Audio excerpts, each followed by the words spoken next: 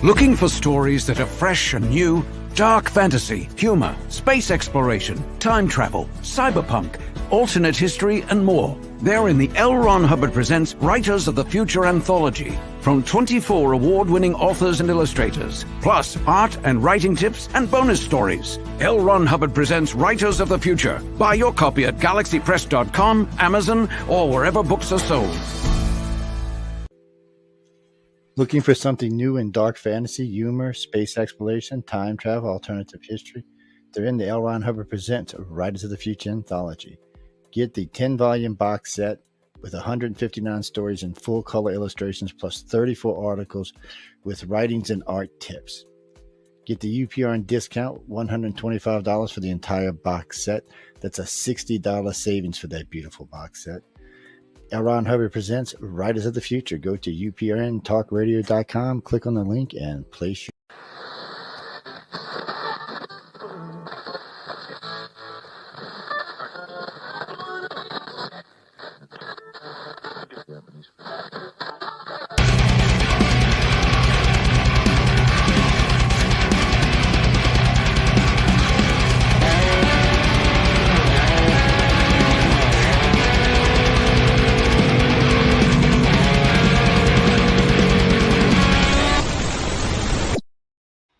Hello, everybody. Hey, Patrick. That's my brother. Hey, Virginia. Good to see you. Thank you for stopping in. My name is Shawn Kelly, and I am the host of Into the Night. As you know, I got 2 one-hour shows, Sunday nights, 8:05 to 9:05, and Tuesday nights, 8:10 to 9:10 p.m. And my show is on UPRN Talk Radio 105.3 Mississippi, 107.7 New Orleans. And before I forget anything, I want to thank Carnation for sponsoring the show tonight. I truly appreciate all their help. So happy Sunday, everybody.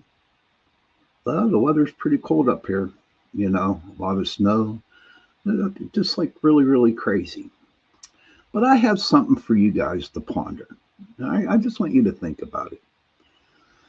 I believe that there is a conspiracy that where the meteorologists and the weather people are in cahoots with, all the grocery stores up here in Pittsburgh.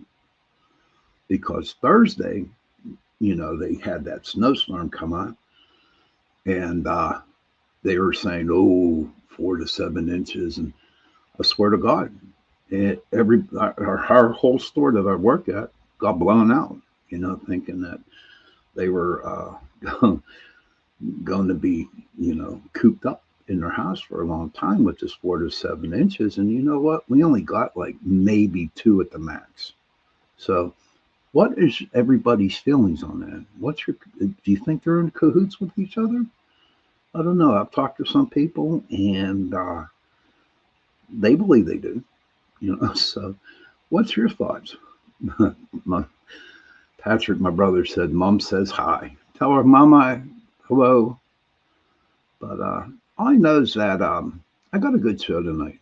I got a good guest. I've known Brian for a long time now. I am friends with him on Facebook, and I do read the stuff that he puts up on his Facebook page. And a lot of his friends are my friends too. And he's really a good dude. I mean, and I'm glad that he decided to come on tonight. He's really big, and I hope I say this right, cryptozoologist. I think I said that right. Going Bigfoot, cryptids, whatever cryptid or Bigfoot, after UFOs, aliens. I don't know, but tonight I'm going to find out. Okay, without further ado, my guest, Brian Seech. Good evening, Brian. Good evening. How you doing, Shawn? I'm doing great, sir. How you doing tonight? We're doing good. Just a little cold down here in the holler. How cold is the holler? Yeah, it's cold. We got the winds whipping down here, so it's probably, I'm guessing, in the mid-20s right now, but feels like 10. Are you like in a log cabin or something? No, the log cabin might be warmer than this house, but no. Oh, well, Uh, okay. No, the reason being is because I don't know if you ever watched the show Barnwood Builders. no. No, okay. They're from Virginia says hello, Brian. Hello. Um, yeah, my friend Virginia, she says hello. But no, Barnwood Builders, they go all over the place and they tear down cabins Mhm. and they rebuild them, right? Okay. And they're from West Virginia. Oh, okay. White Sulphur Springs. Have you ever heard of that? Yeah, I have. I have. We've been down here about 2.5 years now. We're outside of Weirton, and Okay, how do you I've like been it down there? really trying to learn geography and counties. Uh-huh. We live in the northern Panhandle, which is Hancock County, and we always Okay. joke around that if you look at a map, we're the tip of the middle finger of West Virginia. We're right. We have Ohio and PA right opposite us, so we can just scoot into either one really quick. So Oh, um, wow. yeah. That's pretty cool. You know, it'd be crazy if your house, part of your house was in Pennsylvania and part of your house was in West Virginia. Well, That we're would, we're about 7 miles from about 7 miles from the PA border, so we're not that far. hmm. And there's a lot of woods down there since you're in a holler. Oh yeah, yeah, yeah. We only have like three neighbors on one side and then one down further, and then hills on both sides of us. So Okay. So, to Bigfoot that I would like, have you noticed or have you heard any knocking or squealing or screeching? Well, before we get into that, I'd like to know what actually got you into cryptozoologist when Bigfoot hunting. well, I'm a child of the '70s, right? And I grew up with In Search of, Legend of Boggy Creek, Mysterious Monsters. I grew up too, watching all UFO movies and buying UFO magazines at the '70s. And I read one magazine that said, "Hey, there's a UFO sighting here out of Uniontown, and there was a Bigfoot associated with it." And I was like, "Wow, Bigfoot in PA." So I've been interested in it since probably about 75, 76. Oh, And wow. I just carried that on when I met my wife, um, and we got married. We were both interested in ghosts and UFOs, so we formed our first group, which was Q, Center for Hmm. Unexplained Events, which was basically like a clearinghouse for all the unknown. And Oh, in wow. 2012, then we started our cryptozoology group, Center for Cryptozoological Studies, because we wanted to move all of the Bigfoot reports and all the other strange creature reports under that banner. So we still have two groups, Q since '86, and then the other group, CCS, since 2012. Now, are these private groups or can anybody join? How do you go by allowing people to come into your group? Well, we just say, if people are interested, they can contact us, and then maybe we can take them out on a, uh, investigation or things like that. But we're a small group, maybe 10, 12 members. We don't have a lot of members in the group, Hmm. but we work with a lot of other organizations too out there. So Wow, I mean it just brings back memories when I ran my group, about the paranormal. And like I told you before the show, I'm really, really interested in learning about this. So maybe I'll be giving you calling you up and say, hey, I'm free. Let's go. sure, sure, we'll probably be starting some stuff up here in the springtime. A couple more months, and it'll be spring. So My friend Virginia says that's very cool. They're posting. Can you see her chat? Can you see the chat? I can't. Maybe I'm not doing any. I'm doing Can you something. Oh, see? now Can I you? see her. Now I Okay. see her. And that's my buddy Cindy Simpson. Hi, Cindy. Glad that you could show up. Um, I got a good following here on my show. They're good people. You know Hmm. what I mean? So, which is good. So, what got you into? Well, you were saying back in the '70s you Hmm. collected those magazines and stuff. Yeah. Um, I had a Michael Anthony on a couple weeks ago, 2 or 3 weeks ago, and he was telling me, and I'm going to run this by you, okay, that there was a army. officer that was real big into the UFOs and the aliens. Something like Oh, that. Lee Corso, I think, right? I Lee think Corso. that's him, something like that. And he was He wrote saying that, he wrote the book, I think, the day after Roswell. okay, well, he said, now maybe I'm wrong, so, my memory isn't shot because I'm getting up there in age. But he was saying that this guy saw a alien with hair on top of it, Hmm. on it. Have you ever heard of that, such a thing? Alien with hair. Well, they have like sightings of what do they call them? Like the Nordiques, they're called the Nordiques, and Yeah. they had hair. But then Okay. the other ones are more like the Greys, which without hair, and other entities like that. Okay. Well, that was kind of like really interesting because I was thinking, oh my God, if that is true, and he wrote that, you know, it'd be like, oh my God, you just throw a whole monkey wrench into a whole Bigfoot alien. You know what I mean?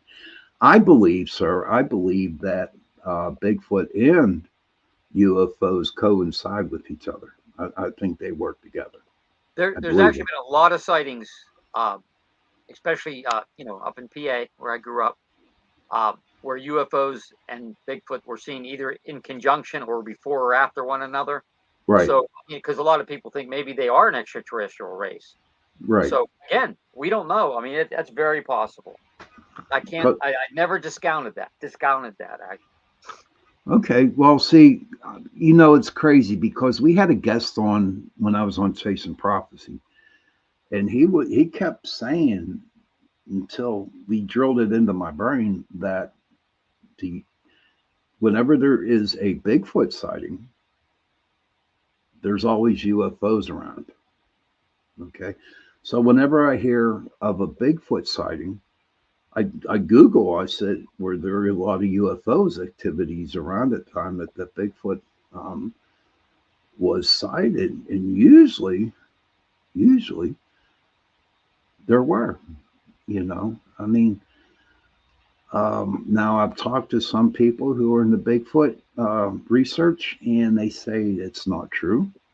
Okay, they believe that they are here and they've been here for the longest time, and also that I've also heard that they were man-made, like the cryptids, like the Wolfman, or stuff like that. Have you heard ever such a thing? Oh, I've heard so many theories over the. And again, I, their extraterrestrials are actually not even about their man they're machines that they're doing the work for the aliens. They're interdimensional. Um, Again, they're maybe part like a Neanderthal type man or some, or they're Gigantopithecus, undiscovered ape. There's so many different theories to what Bigfoot could be, and I always tell people I'm not smart enough to know what it is, even after all these years of reading and talking with people. I do believe somehow that this creature is out there. Mm-hmm. Is it even a quantum animal? It's here, but then it disappears somehow. It goes back, either into its dimension or through quantum mechanics. Somehow it does that. I really do believe nobody knows. But our group, we steadfast. We do research it at especially at the beginning, as if it is like an animal out in the woods, like a bear, or pick any animal that's alive out in the woods, All right. because we are looking for physical evidence first. We're looking for tracks. We're looking for possibly hair samples. This standard thing that you would hear most researchers do. But then Mm-hmm. we also take into account any other things that could happen or could have been seen, like you said, UFOs. Now there's another. Recently, I'm going to say within the last 8 years, people have been seeing, or I should say, they've been reporting to see more of these light spheres, whether they're red, white, yellow, in conjunction with right in conjunction with the Bigfoot sighting. Now, we call them light spheres. We don't call them orbs. We call them light spheres. Okay. We started to do and it's going along real slow, a research project that is studying that phenomenon also. Oh, So wow. Okay. yes, and, so again, we've had some results. We've had some things happen. We have a kind of like a frequency machine which we use in conjunction to possibly, we don't know, maybe possibly somehow make contact with these things, or a Okay. trigger to make them appear. So again, it's it is a process that has gone really slow, not as we have hoped, but we've done maybe 15 or so uh, excursions where we go out to certain places, and we Hmm. play frequency machines, and Now, we when you, go ahead. with this machinery, what do you call it again? This equipment We that you actually have? have a nickname because it was the first one that was made. We call it Magellan, like Magellan. Explorer. Okay. Okay. Magellan, yeah, we call it Magellan, and it emits frequencies. You can program the frequencies in, and we've only done certain protocols and certain frequencies yet. There's Okay. more to do and more to add to it, but just a matter of time getting out there. So, say, like, right, um, you took me on an investigation. How do you prepare for one of your excursions, may I? How do you do it? What is your steps that you go? And like, Well, if how? we do, say, if we do get a sighting, now I can tell you in December, I was on one of these Bigfoot uh, Facebook pages, and somebody said, "Hey, we're from Hancock County, and we heard these strange wolf-like sounds." Hmm. So I immediately contacted him. I said, "Hey, I'm in Hancock County. Could I meet with you? You could, take me to the place where it happened." And he did. And it's 4.5 miles, 5 miles tops from here. Hmm. And he heard this in two occasions. He heard what sounded like a wolf, a long wolf howl. Hmm. So we did go to the place, and of course, nothing. This I think it happened like in October of last year, and we went, and we didn't find out about it till December. So we went in December. So I mean, there was no physical evidence to be found, but it was interesting that there was a he's up and there's a big like a cliff, and goes down into a hollow, because that's holler. That's half of this place down here. It's mountains and hollers. Okay, that's basically all where we live. And there was a cave that he showed me, and you have to Hmm. kind of climb down the cliff a little bit and go into a cave. And we didn't find anything in there, but mind you, but it was just really, it was interesting. If someone wanted to go there, just hide for a short bit, it probably could. Right. Because you had a trailer court up there, and then you had roads, and you had some other houses, but um, it wasn't easy to get down. There's a big creek flowing. It's actually a nice little waterfall coming down. It was a pretty cool place to go to. So So, that's what we would do. The first thing we would do is, okay, let's say okay, I live in Hancock County. I live whatever. Okay, can we meet with you? Can you take us to the place that there may have been an encounter, or there may be evidence? And then we research the area, talk to the eyewitness, get a full report. If he did see something, we try to get drawings, and we try to do a lot of background work, researching the areas. Okay, Hancock County, how many Bigfoot sightings has there been? Brooke County is below us. How many sightings are there? Um, and then we monitor boards too. The board. People think that a lot of times when we're not posting what we're doing, we're still doing a lot of things in the background. We're just not really actively talking about it. okay. So everything is like being. It's like you're committed not to say anything until you come up with the full report that, yeah, there was something here, or yeah, there was nothing here. Or we will note, like one of the places that we started to do some investigations is uh, Tomlinson Run. That's about 10 miles from here, and Okay. there's allegedly been some sightings there. One of Fred Saluga, one of his members, found a small print on one of the trails, which we go back in there. Um, we were lucky enough to be involved with. You've probably heard of Small Town Monsters Yeah. with Seth Breedlove. We were. Um, I was on the series. It's called Sasquatch Unearthed. Hmm. And there was the Ridge, which was up in Pennsylvania, and then the one down here that Terry and I did was called Mountain State Monsters. And our research is in that. You get a chance to check that out. We do go to we're hiking one of the trails that allegedly a creature was seen and there was a print there. So it's a lot, and we are talking to people. We try to have events, talk to people. I post on boards down here, and we're starting to learn more and more about what's going on down here. And it is a very slow process because a lot of people here are tight-lipped. Right. West Virginians don't like to talk a lot to people they don't know. I can understand that. So it's that and the difficulty of the terrain down here. It makes this a real challenging state to research. It really does. Well, you would think that with where you live and with it being a bad terrain down there, that would be the ultimate place for Bigfoot or any type of cryptid to hang out at. Yeah.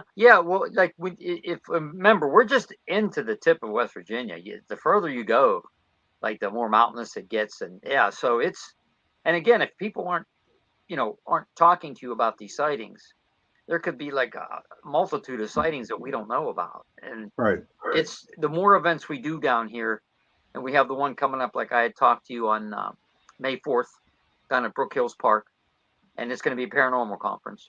So we have that coming up, and the reason we do these is to have people come to us. We get our name out there. They come to us with sightings, and so it's always going to be a work in progress down here. It's nothing that's going to be. We're going to get 50 reports, Right. in 2 months. I mean, it's just not going. You might get 2 or 3 here, and then later on down the road, somebody else comes to you. So it's tough.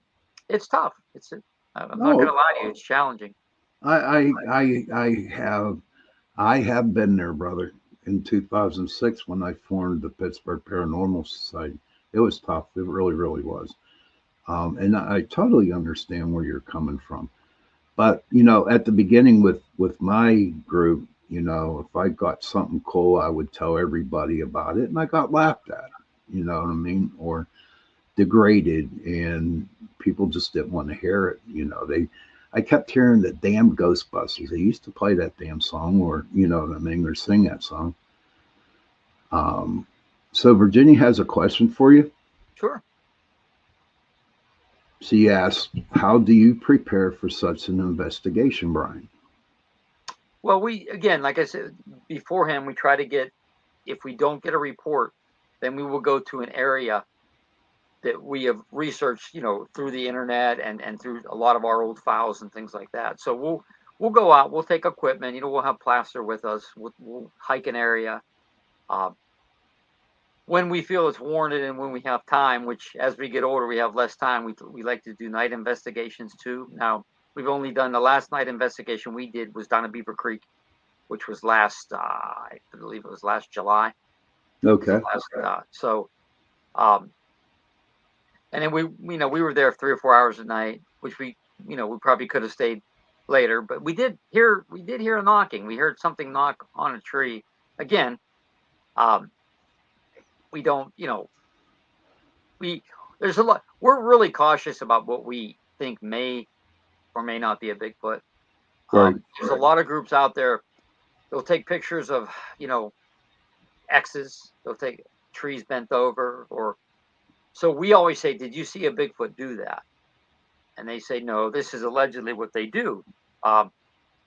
Could they? Yes, but we document that. We'll take pictures and document it and try to follow it up with, hey, there was prints, there was noises, there was animal kills, and then if you add a lot together, then it could be. But people do that. Animals can do that. They can make some bows. The most interesting ones are the twists. Sometimes you see the branches twisted. Now weather phenomenon could do that, and I've heard actually bears could, if it's not as way high up, I guess they could do it with. But we don't like to say, hey, we think there's a Bigfoot in an area because there's an X there or something. I mean, we just don't do that. Right. So, and then we any evidence we get, we try to review. We show some of our people we work with and say, hey, what do you think?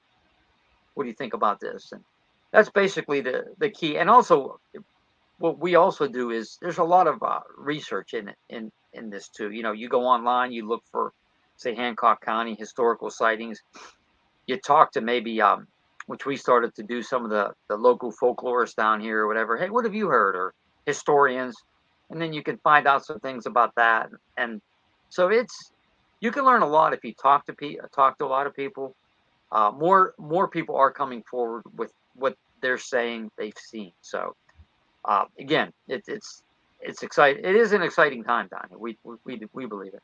Oh, I bet, no doubt. Now, I remember when I started in 2006, um, the Ghost Hunter show, Taps, okay, Yes. which, you know, I I would say is like the best thing that ever happened because I think I they started in 2004, 2005, something like that. And but what it did was it got people to come out of their shell and start Yeah. talking. Hey, listen, I seen a ghost. To We where, Exactly. The same thing yes, with us with Finding Bigfoot was the big one for us. They had Monster Quest, which to me, Monster Quest was the gold standard of any of right, these shows. Just, I mean, that was my favorite show. It was like it ran 3 years, and they did do more, like tried to do more scientific investigations than like Finding Bigfoot. The thing that Finding Bigfoot did with their town hall concept, it right, did bring the people out. And I remember, like after it came out, we were given library presentations, right? Like when they started, hmm, to come out, and people would come out, and then they would start to talk, and yeah, it was it bad in one way that everybody wants to be on TV now looking for Bigfoot right, because of Finding Bigfoot. But initially, when they did all the town halls and things like that, it brought Bigfoot to a more uh,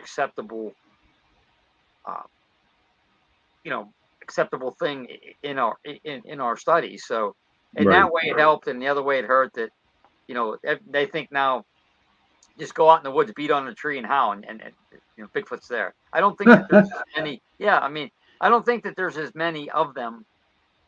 I do believe if they are indeed flesh and blood and they're out there, there's still a small population that they move around, uh, Hmm. and you're not going to see one or bang on a tree, and you're just not going to do it.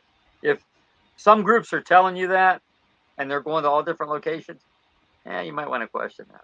Yeah, I kind of like did it, but listen, my friend, I got to go to a minute and a half break. Okay, And when we come back, I like to share a story with you, and then we sure, can continue our conversation. All right, my friend? that's awesome. All right, everybody. Thank you, Amanda, for coming in. Virginia, Patrick, my mom, Cindy, good to see you guys. So, this is the minute and a half where you can get up, go to the bathroom, or you need to get something to drink or something. And we'll be right back. Let me get to where I need to be. Here we go.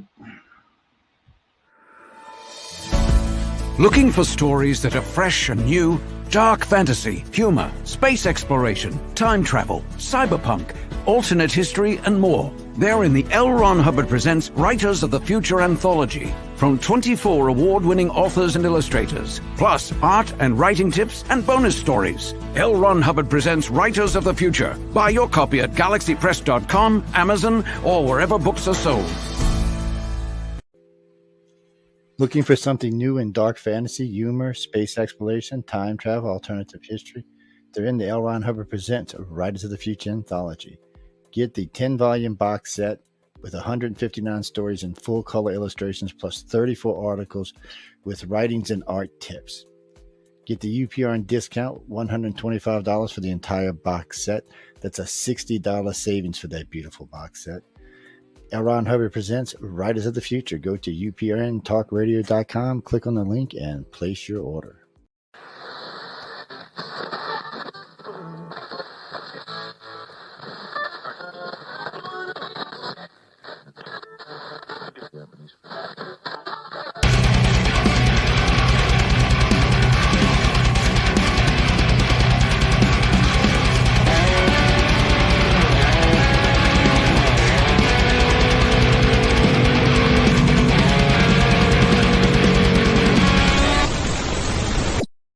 Welcome back to Into the Night with Sean Kelly with my special guest, Brian Seech, a zoo cryptologist. I'll get it. I don't know. I'm from Pittsburgh. You know our accents are pretty bad up here, so I try to do the best that I can. Again, Yeah. I want to thank Carnation for sponsoring the show. I am on UPR and Talk Radio 105.3 Mississippi, 107.7 New Orleans. Yeah, so Brian, I'd like to share a story with you. Sure. So I have a friend down in West Virginia. She's right below Uniontown. Okay, and she lives by a lake. She lives right on a lake where you have to go up a freaking mountain just to get to this lake, right? And so one morning when I went down there visiting, me and her husband were having a cup of coffee on their back porch. Now, no one's up there. Okay, it wasn't summertime. Do you know what I mean? Nobody was living there. It was just them. And so all of a sudden, him and I heard this real loud knock on a tree up there. I mean, it was like surreal. It was surreal. It was just like, wow, there was this like really big knock, and nobody was up there.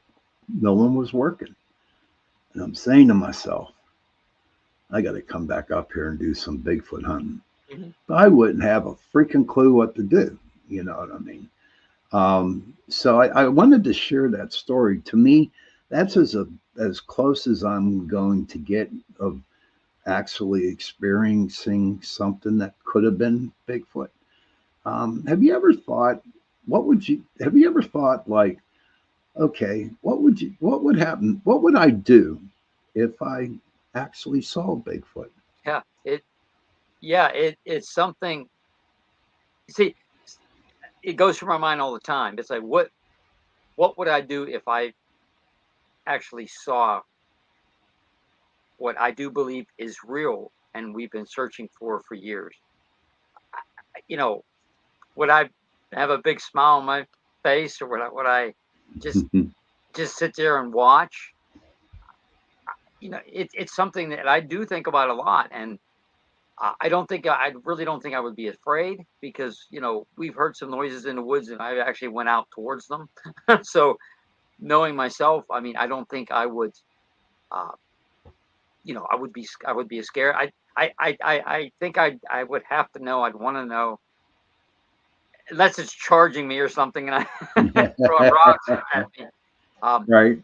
I want to know, Shawn, before we retire from this field, which that time is getting closer for me too, and us, Yeah. and my wife. I just want to see something, Shawn. I want to prove to that little kid in the '70s watching all these shows that, hey, you didn't waste all your time. You went after a phenomenon that is real, and I just hope I get to experience that. I know other people who aren't interested in it, they see it, and it's like you get jealous. It's like, you're not even interested. I've been out there looking in 3 Yes. states since like 2000. Doing actual, like, being out in the field.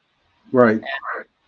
And that's like 24 years, and we've had a couple weird instances, things that happen, and we did have one rock thrown at us down at Beaver Creek. We've had more interesting stuff happen in Beaver Creek than anywhere we've ever researched. Okay. And that's just in Columbiana County, Ohio. And that's my favorite place to go researching. It really is. So now we're going to try to shift that to still go down there, but try to hit Tomlinson Run more too. Oh, I hope so. I hope so, that you could go to the both places and that you can start, a new place. But okay, so what I want to get back to is, okay, so I make a call and I say, Brian, I saw Bigfoot. Okay, so you come out. So what do you look for when you determine, like, do you look for footprints? Do you look for hair? What when you survey the scene or you investigate the scene, what do you look for? Well, we're looking, let's say you call me and, your house is right by the woods, and you said, hey, it's standing right over there. So we go over there, we look for, the first thing, obviously, footprints. Any signs that something big went through there. You look up high, maybe there's tree limbs broken or twisted. Maybe there's a smell still there. Maybe there's an animal kill. Something that tells you that, hey, there was something there. Especially if you would say, okay, Brian, that creature was standing right underneath that limb. and we Hmm. measure the limb, which will give us, how big we believed it is, and go walking through the woods, try to find a trail, try to find, maybe scat or maybe hair, like Hmm. maybe somehow this creature's walking through and it leaves a chunk of hair or something. That's what you look for. You want to look for evidence that physical evidence that something was there. That's the main thing. Okay. And then we also would get that report off of you. We have a very large reporting form that was developed by Dr. Paul Johnson. I think it's about 47 questions. It's really detailed. Oh, wow. And then we have them fill that out. If you did actually see it, we do always push for drawings. We don't have a huge number of drawings, but the ones that we do, they're pretty impressive actually, because most people don't want to draw, but when they actually draw, they're very good at remembering what they. Was there was there ever a time that you guys put somebody under hypnosis? We've never done that yet. We've never done that in the UFO field. I know Fred knows people that could do that if they were abducted, Hmm. and that's more on his end, something that we don't do. We do research UFO reports too. Me and my wife are both in MUFON for Hmm. years now. We've both been gone for probably about 10 years. She was the state section director for about 2, and so we've done our share of UFO investigations also. Okay. Well, all I know is that for me, when it comes to UFOs, and I guess it's going to actually be if I ever saw a Bigfoot or another cryptid, you know, for me and the aliens and UFOs, one has to land in my backyard. Okay, so I can actually physically see it, and if or an alien came out, I would want to shake its hand. That's not run. I just want to shake their hand and say, "Hey, they're real." Now, with me being in the paranormal, yes, I've experienced spirit. I have seen spirit. Spirit would actually push me, punch me, whatever. But I experienced that. So even though doing radio for almost 5 years now, um, to me, I do believe there's a Bigfoot. I do believe that there are aliens. I do believe there are UFOs. But to really take me over the top would be to actually see one of those. That, and Oh and yeah. that's what and that's just for me. And he goes hunting down there. We're trying to learn about some places. We haven't done any yet. We're still trying to learn. We hope to do something. We had a couple of our friends move down here too. We do want to do some paranormal. Again, we have to find out the exact places to go yet, but Right. hopefully that playhouse will be one of them. So What I would find interesting, especially where you live, um, have you ever tried or have you ever seen maybe the forest people, the little, the fairies, the gnomes, well, anything? um, this is a subject that my wife and our friend Leah really are interested in. I have not seen it. My wife has seen. She said she saw something that looked like a fairy at Beaver Creek walking Gretchen's Lock. Hmm. Our friend Leah has had some encounters with the little people, the Fae Yeah. realm, um, and that's something that does interest us. Believe me, we did go on one investigation outside of Raccoon Creek State Park in Beaver County about 5 years ago. Hmm. The guy claims he saw something, and we went there with instruments and things. Uh, we didn't come up with anything, but it's a neat little area. It's almost like what they call a fairy ring there. Right. And, we looked for measurements like with the EMF and things like what you would do Right. when you do paranormal, or we've done not a ton of we've done enough paranormal investigations ourselves. I mean, Right. we were at Hillview with Patty Wilson before they opened it up to the general public for ghost hunting, and Hmm. we were at the Fort Pick Block House, and we were at Dean That's County. one. That's on my bucket list. Whenever, hey, Kason, good to see you. But talking about the blockhouse in Point State Park, Mhm. do you know how hard it was for me to even attempt to go into that place? I mean, they are like stingy, Yeah, we stingy. actually we actually he was a former member, knew he was in with all the people with the historical societies and things like that, and he happened to know somebody, and they got us in one night, and we didn't catch anything. Don't get me wrong, but that was one we were able to spend a couple hours in and around it and outside and things like that. But we were inside it, so it was pretty cool. That and out there in Penn Trafford, that Battle of Bushy Run. Bushy Run, I've heard a lot about that. Not Oh just my ghost God, activity, dude! but Oh. Bigfoot activity. Yeah. Yes, and ghostly activities and stuff like that. But I will tell you this: when I first started back, when I formed the group in 2006, 2008, the aviary called me up because they were having paranormal activity down there. Yeah, we got to go in there too. So I found out and did some research on that. That used to be the old Allegheny County Jail. Okay. Back in the Civil War, 1864-65, it became a prisoner of war camp. Okay. Prison down there. And because a lot of people were saying that they saw an apparition of a soldier. Yeah, I've heard that. Yeah. And that's a creepy joint down there. That's a creepy place. Yeah, we were lucky. We got to go in there. We were with another ghost group from Beaver County, and we were able to go in there with Rosemary Ellen Guiley, which I know you've heard of her. Yep. She passed years ago, and Patty Wilson. So we got to do an investigation with both of them in the aviary. And I do remember, I think that Rosemary did get some on her EVPs later. She did pick up some voices and things like that. We didn't, but she did. Right. Now, when you go on your excursion, do you take a lot of EVP? Do you like, how you do it on a paranormal investigation? Yeah. You ask questions. How do you communicate with Bigfoot doing an EVP session? Well, we try to have our recorders on in case you hear a scream or something like that, or if we initiate a howl or a knock, we're looking for a response. Now, we've never really had that happen. We did have it one time happen again down Beaver Creek. One time, one knock, and that was down by the Pioneer Village in the back. What is so?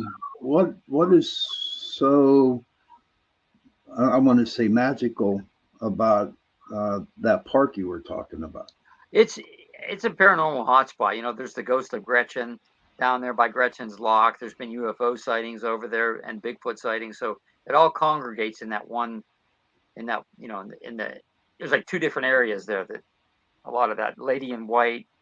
I mean, there's a lot of really cool things down there. I mean, it's and anybody around the tri-state area, they probably know about it. I've gone there. Okay, so it's not just like in the summertime or springtime. You can go down any time of the year and probably pick up something, right?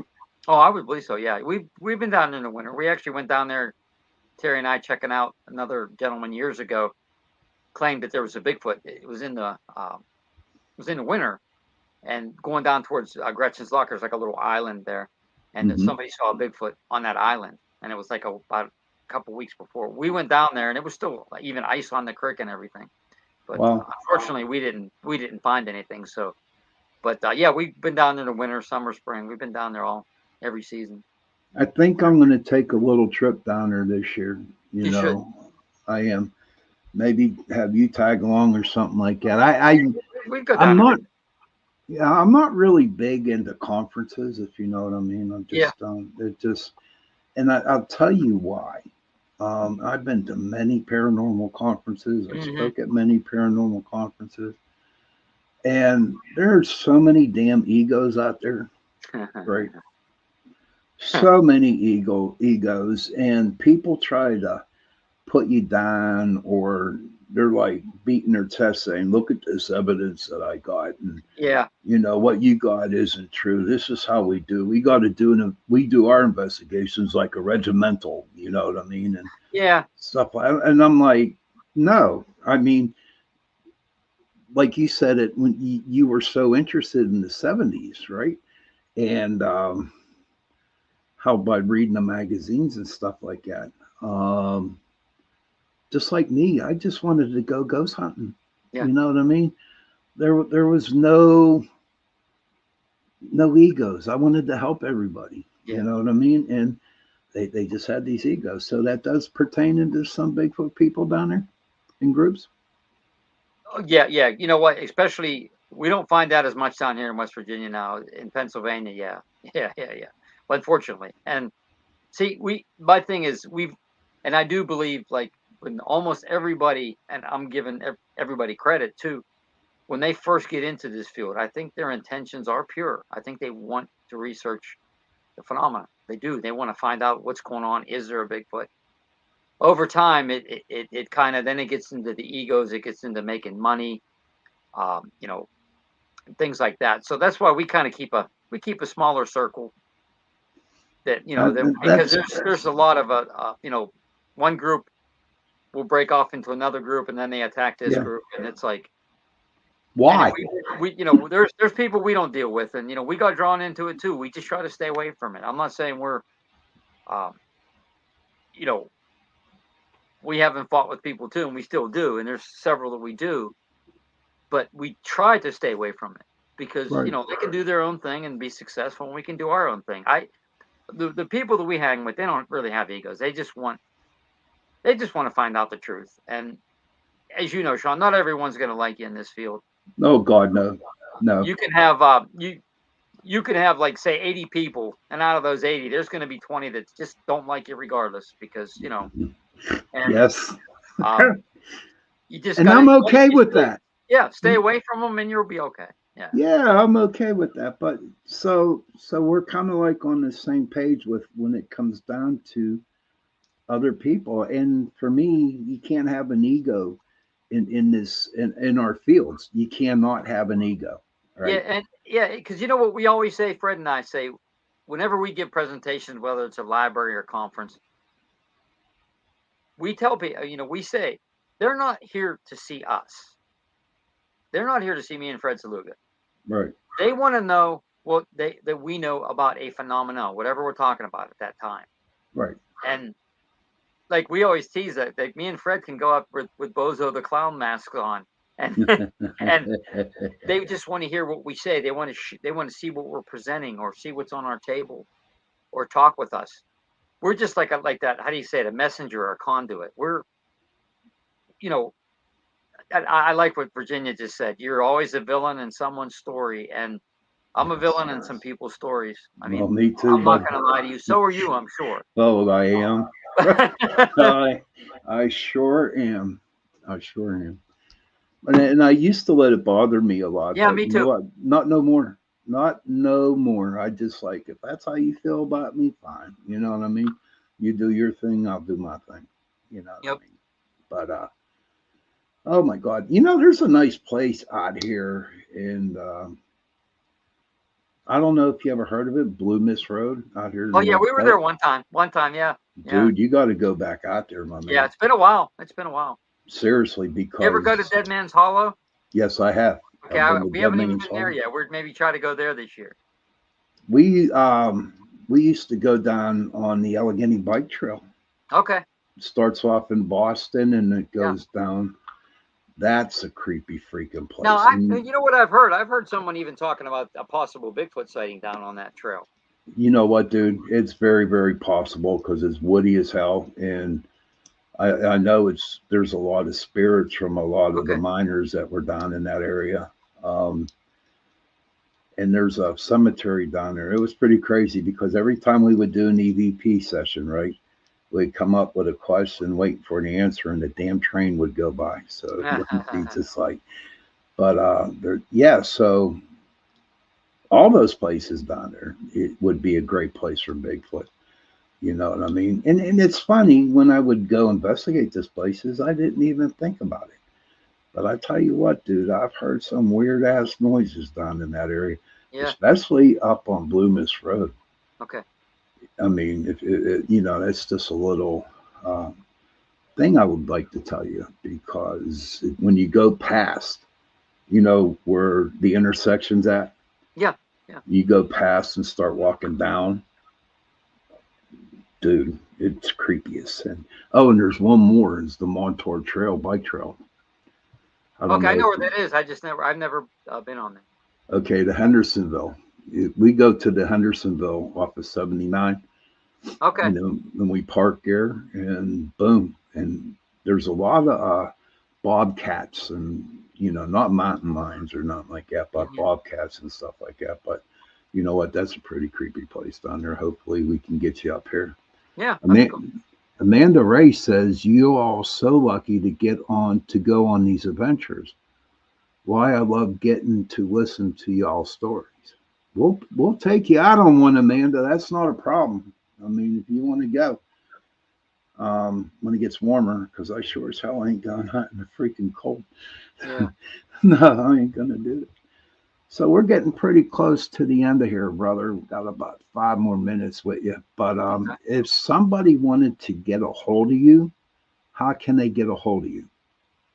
Well, probably I would say maybe the quickest way just is go to my Facebook page, Brian Seech, and message me. But we also have the two groups, both on Facebook, Center for Cryptozoological Studies and Center for Unexplained Events. They're both on Facebook. Shoot me a message there. That would probably be the easiest way to get. The easiest way would just be try to send me a message. Uh, you know, Brian Seech on Facebook. Okay, I just put that all in the comments. Brian, honestly, thank you so much for being on tonight. Oh, I had a great time, Shawn. I had Anytime, a man. great time too. Maybe we can do this later on in the future. But Sure. I'm definitely going to get a hold of you because I really seriously do want to go on a Bigfoot Okay. expedition, and with you and Fred if he goes. I don't Yeah, know. yeah. He did say to say hi, by the way. So All right, tell Fred I said hello okay. too, man. Hey, listen, have a good night. Thank you You too. again. It was a good show, and I will talk to you soon. All right. Have a good night. Thanks, man. All right, bye bye. Okay, bye. That was an awesome show. God, Brian's a good dude, man. He's a good friend, and I'm really looking forward to. Good night, Virginia. Amanda, I'm glad you could make it. Um, it was a great show, and I'm kind of glad we had a little bit of technical. Thank you very much, Virginia. And your show was pretty good too on Into the Veil. I mean that was a very good show that you had on because I watched it. But just want to thank everybody for joining in this Sunday. So Tuesday, the 23rd, I am going to have the Michael Anthony on the show, and we're going to talk into some more stuff. I mean, it's going to be an interesting show. Every time I have Mike on, it's a great show, you know. And so you can guys, um, so you guys can please come in on Tuesday night. Remember 8:10.